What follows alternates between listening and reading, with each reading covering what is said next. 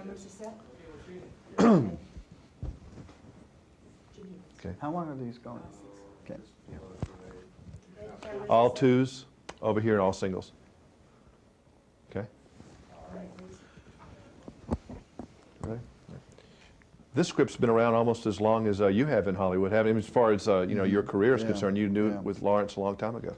Right. I was aware of this script, I think, when I was making Silverado, and that's kind of how I built my career, was on what I thought were good stories and good scripts. So I always kind of sniff them out, you know, and it doesn't matter to me. In fact, most of the movies I've ever made have been kind of problematic movies, in a sense. People either didn't want to make them or they were in turnaround for the most part. I heard that a long time ago this was going to be Barbra Streisand and Steve McQueen. Yeah. That would have been interesting. I think there would have That'd been a lot be of great. fighting there or something, but it would have been interesting. Yeah, well, that would have been great casting, you know, I think. And so now it's Whitney Houston and Kev.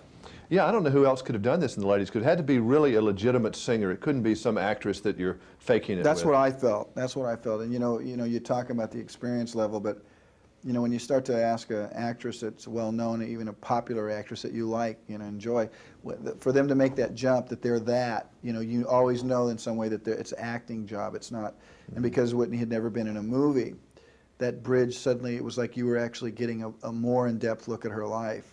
You know, so she could take on it as her life. Yeah, I think and you also buy the concept that she could be in danger or that someone would be a fan of hers because she's basically not playing herself, right, but she exactly. is into a way. Yeah.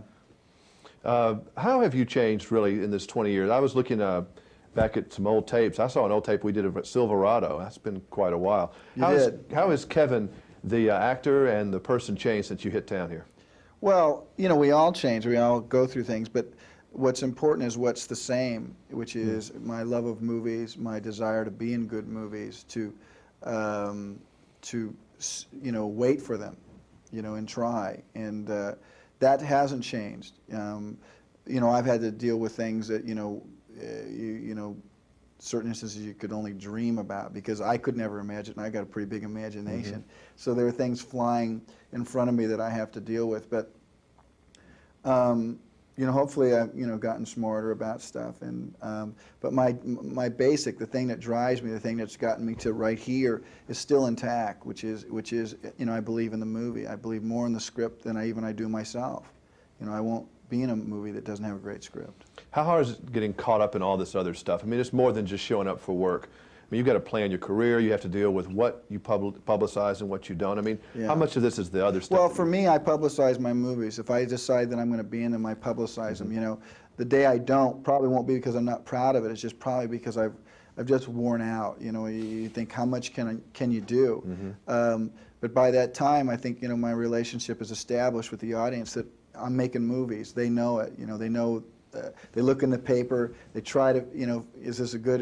You know, is it an action? They know it's not going to be action. They know it's not going to be comedy. It could be actually either one of those things. What they genuinely know is that it'll be a story. You know, that's kind of my relationship with an audience. How big a deal was Dances with Wolves when you look back at it now for a career? Well, did it open a lot of doors, or doors not were really, already because open? you know, I mean, there's a movie I wanted to do this coming year that, you know, the director doesn't think I'm right for, that I know I'm right for, and so, you know, I don't get everything that I want. Nobody in life does. That's probably good too, isn't it? Well, it is. In this case, it's bad. In this case, it's really bad. Yeah. But you know, that is life. You know, that's the way it goes. And I put my money into 2 movies right now that no one really has wanted to make. So, you know, you don't get everything you want. You know, they want you to do the thing that's certain and sure. You know, they know that people are going to like me in a certain kind of movie, and I like to be liked, but I also like to be involved with original stories. Was there a single movie that you remember, the first one you ever saw, that changed your life? Probably, yeah, How the Westers one did. You know, I mean, well, I got lost in that movie as a little boy, singing Birch Bark Canoe and Jimmy Stewart and Carol Baker, and you know, just the whole adventure of that. You know, and I'm not surprised. I went on in my high school days. I was building canoes, and when I graduated high school, I went down all the rivers that Lewis and Clark had gone down. So, you know, the images. You know, movies really should be about things that you'll never ever forget in your life.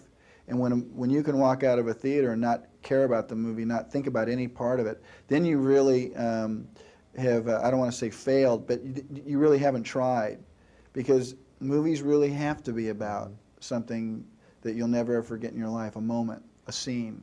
Were you or are you still a fan of movies and stars, movie Yeah, stars? I go to movies. I'm not a fan of stars. I'm a fan of people who do good work.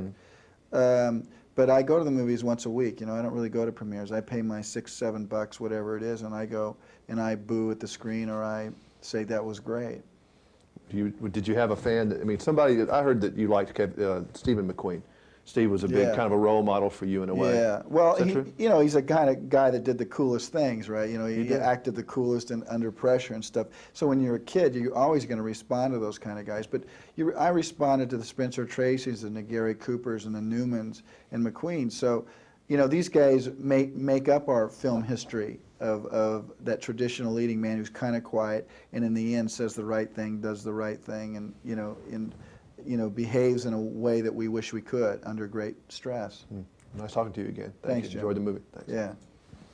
You working with Eastwood? Did I read that Yeah, somewhere? yeah. What, you directed? Who's directing who? He's directing you? Yeah.